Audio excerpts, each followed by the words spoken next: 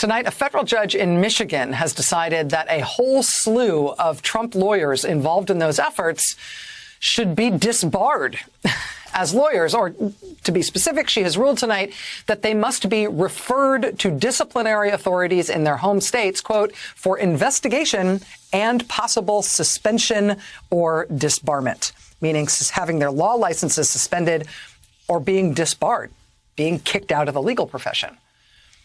This judge's order tonight applies to Trump lawyer Sidney Powell, who will be referred to the Bar Association in Texas for potential disbarment. Trump lawyer Lynn Wood will be referred to the Bar Association in Georgia for disbarment. This broad sanctions and potential disbarment order from this federal judge reaches out and hits all 9 of these Trump lawyers in jurisdictions all across the country.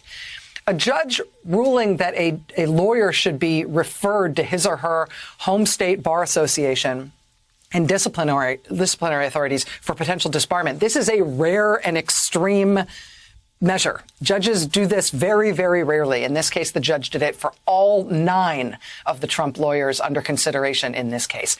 And what this is the fallout from a lawsuit these Trump lawyers did file after the election in federal court in Michigan. Their lawsuit basically demanded that Michigan should be forced to give its electoral college votes to Trump, even though Biden won Michigan and that result had already been certified. A federal judge dismissed that case soon after it was filed. It never had a prayer. But the state of Michigan and the city of Detroit went back to the judge after the judge had dismissed the case to ask the judge to consider doing more. What Detroit and the state of Michigan told the court was this: plaintiffs filed this litigation for an improper purpose. It was never about winning on the merits of the claims, but rather plaintiffs' purpose was to undermine the integrity of the election results and the people's trust in the electoral process and in government.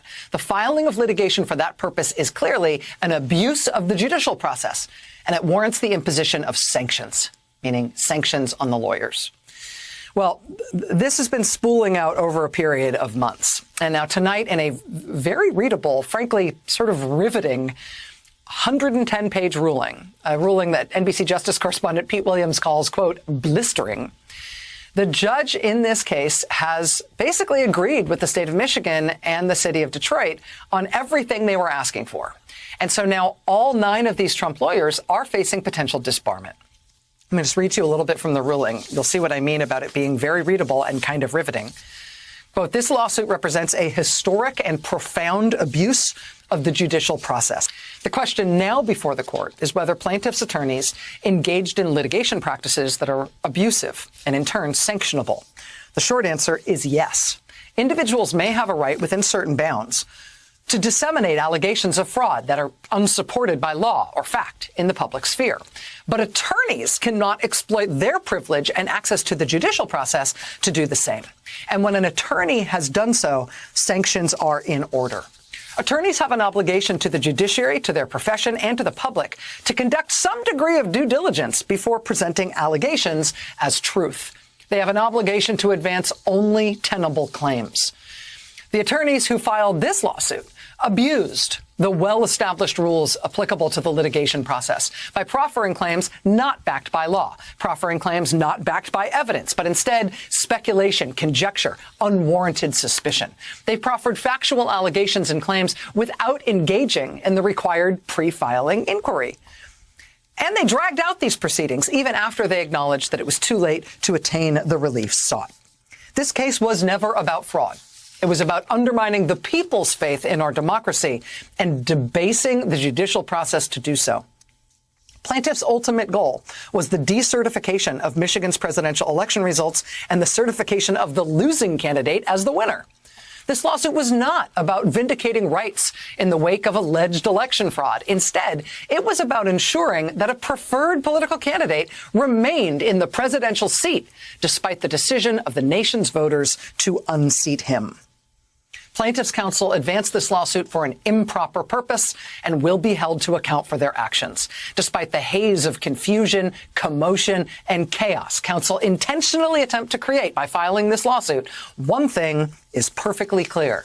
Quote, plaintiffs' attorneys have scorned their oath, flouted the rules, and attempted to undermine the integrity of the judiciary along the way. As such, this court is duty-bound to grant the motion for sanctions. Ow. Ow. In their closing arguments to the court, the lawyer for Detroit asked the judge in this case to, quote, let the world know that attorneys in this country are not free to use our courts to spread lies and undermine our democracy. Detroit's lawyers asked the court to sanction the Trump lawyers, require them to pay the costs of the court case, including the other side's attorney's fees. They asked the court to refer these lawyers for disbarment, in part as a deterrent against any other lawyers who might try to use the court system in the same way. And tonight in this ruling, this federal judge agreed with every one of those points. The judge in her ruling even cited Detroit lawyer David Fink's memorable contention that the Trump lawsuit was, quote, the dangerous product of an online feedback loop derived not from a serious analysis of case law, but from the rantings of conspiracy theorists, sharing amateur analysis and legal fantasy in their social media echo chambers. The judge quoted that from David Fink today approvingly in her ruling. And indeed, she agreed with what Fink and his colleagues were asking for. The Trump lawyers have now all been referred by the court for potential disbarment in their home states.